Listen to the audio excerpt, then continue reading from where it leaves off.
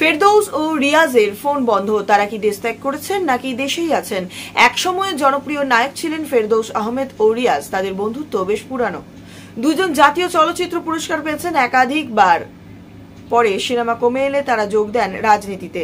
অনেকেই বলছে শেখ হাসিনা ও মন্ত্রীদের মতন নায়ক নেতা ফেরদৌস ও রিয়াজ দেশ ত্যাগ করেছেন। তবে গতকাল নায়ক রিয়াজের আটকের খবর ছড়িয়ে পড়ে। জানা যায় তিনি এয়ারপোর্টে আটকে গেছেন।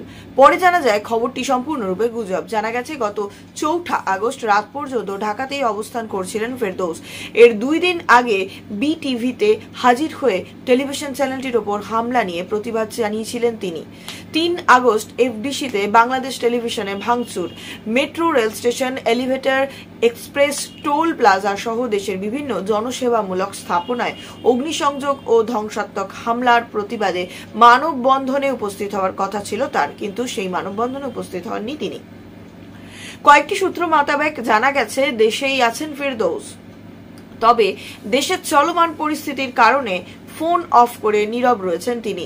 তার বাসা রাষ্ট্রীয় নিরাপত্তা বেষ্টিত এলাকায় হওয়ার জন্য তিনি খুব একটা ঝামেলায় পড়েননি। এরপর ফেরদৌস রিয়াজকে টোকাই আখ্যা দিয়ে ফেসবুকে কড়া স্ট্যাটাস দেন জনপ্রিয় ইউটিউবার সালমান মুক্তাদির।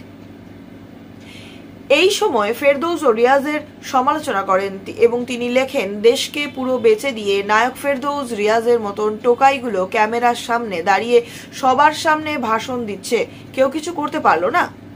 এদিকে শেখ হাসিনা সরকারের পতনের আগে বিটিভিতে গিয়ে ফেরদৌস বলেছিলেন, আমি দেখেছি ছাত্ররা যে কোটার আন্দোলনে নেমেছিল সেই কোটার পক্ষে আমরা সবাই ছিলাম, কিন্তু আন্দোলনে এই ছাত্রদের ঢাল করে একদল মানুষরূপী পশু জ্বালিয়ে পুড়িয়ে ও হত্যাযজ্ঞ চালিয়ে ছারখার করে দিয়েছে আমাদের এই দেশটিকে। দেশটি হয়তো আবার আমরা কষ্ট করে ঠিক করে ফেলবো, কিন্তু যে প্রাণগুলো ঝরে গেল সেগুলো আর আমরা কোনোদিন ফিরে পাবো না। আজকে আমরা বিটিভিতে এসেছি, আমাদের সংস্কৃতির অস্তিত্বের একটা জায়গা এটা। সেই বিটিভিতে আগুন কেন? এই অগ্নি সন্ত্রাসী কারা? তাদের খুঁজে বের করতে হবে, চিহ্নিত করতে হবে। সর্বশেষ নির্বাচনে ফেরদৌস নির্বাচন করেছেন ঢাকা 10 আসন থেকে, নির্বাচিত হয়েছিলেন, কিন্তু চলমান বৈষম্য বিরোধী ছাত্র আন্দোলনে শিক্ষার্থীদের বিপক্ষে অবস্থান নিতে দেখা যায় ঢাকা 10 আসনের এই সংসদ সদস্যকে। এমনকি শিল্পীদের সরকারের পক্ষে অবস্থান নেওয়ার আহ্বান জানান ফেরদৌস রিয়াজ। হাসিনার পদত্যাগের খবরের পর থেকে পাওয়া যাচ্ছে না এই দুই নায়ককে। রয়েছে দুইজনের মুঠো ফোন বন্ধ, ফেসবুক থেকেও বিচ্ছিন্ন তারা। কয়েকবার যোগাযোগ করা হলেও তাদের ফোন বন্ধ পাওয়া যায়।